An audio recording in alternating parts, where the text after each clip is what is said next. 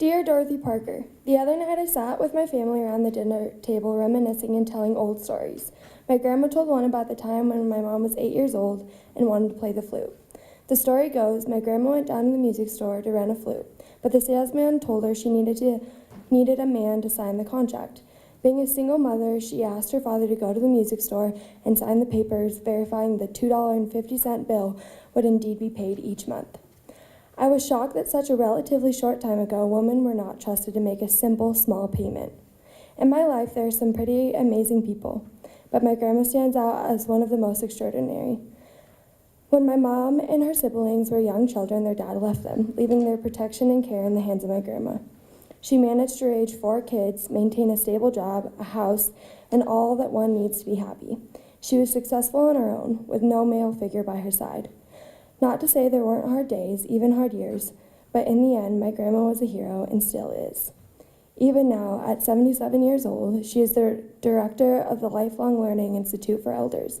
She is a unique and incredible human being because of her ability to be a strong, empowered woman in the face of a hardship.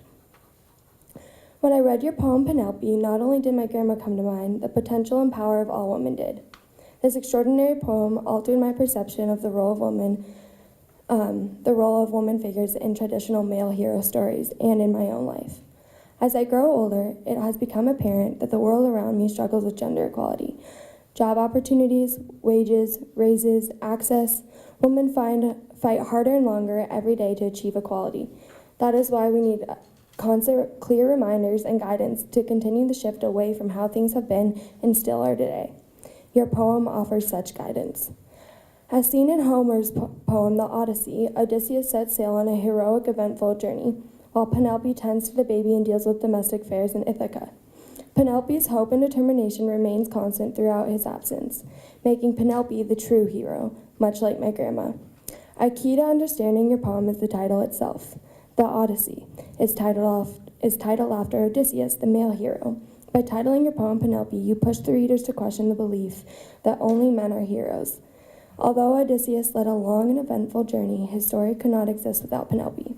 She serves as a rock that holds the fort down, so when Odysseus returns, he has the people of Ithaca to deem him a hero.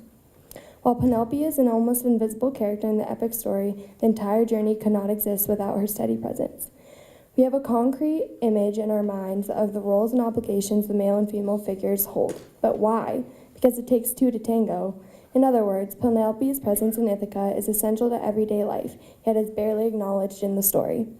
I like how your poem concludes with "they will call him brave," emphasizing the fact that the readers are led to view the story in light of Odysseus' journey during which he becomes a hero. Penelope serves as proof that although a heroic adventure seems to focus on the male actions, both female and male contribute to the successful outcome. I experience gender inequality firsthand every day. Boys get called on twice as often as girls in classrooms, and when stating the answer, don't qualify it with "I think" or "maybe." Even something as small as when the PE teacher yells "girls against boys" reflects enriched bias. As I went about my sophomore year, you brought to my attention that most clubs, teams, and even some classes are defined solely by gender. When I was young, I had the opportunity to join a boys' soccer team because there weren't enough girls to complete our own. After reading your poem, I finally understood that the coach's open-mindedness gave me an opportunity to prove my strengths and resilience. This allowed me to take a small first step into the women empower movement alongside my grandma. Ever since I read your poem, women empowerment shows up everywhere I go, in places I previously looked over. The examples continue to pop in my head. My middle school principal, a pilot on the plane on a recent trip, high-profile TV role models like Ellen DeGeneres and Oprah, the girl who joined the wrestling team and wins matches. I could go on. My point is, you have made it possible for me to acknowledge amazing women right before my eyes, women who take an active role in the movement towards gender equality. I used to not think twice about occurrences such as these, but your poem has opened my eyes, and now I realize these women are worth stopping to think about, yet are not often seen. Now I truly appreciate strong, empowered women and want to become one myself. Since freshman year, I've been on a Palms dance team at my high school. We perform for football games, soccer games, rallies, competitions, camps, and other sport events. We work extremely hard every day to get better and stronger, yet our team continues to be diminished. We don't receive the funding or status other teams enjoy. We are constantly brushed aside when it comes to the athletic program. As may be predictable, we are an all-girls team. Cheering for the boys' athletic team isn't the problem, but not being treated as equals is. Maybe the funded boys' teams see themselves as cutting the glittering waves while we brew the tea and snip the thread. Our participation is a key part of the high school sports equation and should be supported as such. We perform, train, and do everything required of the boys' team, yet do not get nearly the wide range of funding and support they do. Reading your poem gave me an insight into my personal experience and made it clear to me that I need to stand up for my team and the amazing young women on it. As the new freshmen join us, I encourage them to view our team as powerful and equal to all the others. We're rising above the outdated approach and lack of support and empowering ourselves to fight for equality in the eyes of the school's athletic program. This is one POMS team, one school, one athletic program. We may only be a small piece to a large puzzle, but every piece counts. Boulder Valley School District alone has 56 schools. Within these 56 schools, the fight for equal treatment within the athletic department must be priority. Female sports must be treated with the same support as male sports in an effort to set a precedent for the bigger picture. The one-sidedness and lack of equality in an educational system full of young women at such an essential time in life is the last thing our schools need to promote, and will lead to more drastic gender equality issues.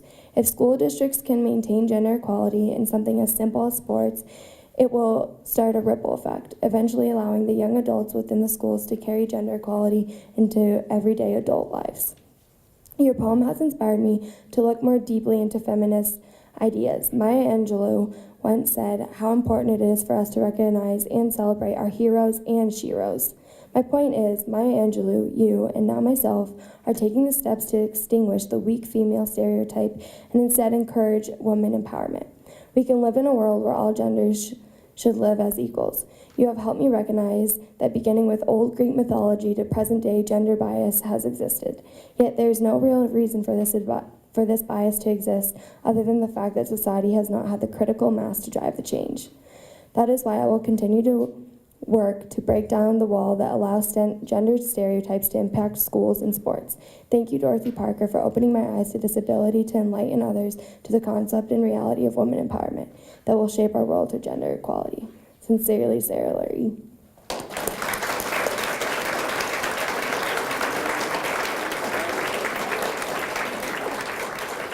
So just this morning, we got an email from the National Letters About Literature competition with the news that Sarah has been awarded first place at the national level.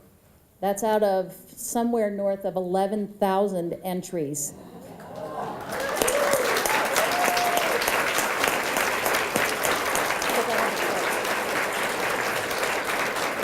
So you can come see me afterwards and I'll share the information about the nice cash award that comes with that.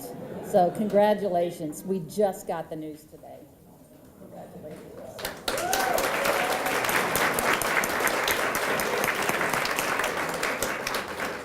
Thanks very much, Rhonda. We appreciate you. I wrote a letter to Dorothy Parker about her poem Penelope, which kind of like the poem The Odyssey is about Odysseus and like his journey, and so Penelope is the woman like hero in that story, and so she really emphasizes how the woman, like who the true hero is, or the women have major roles in heroic adventures.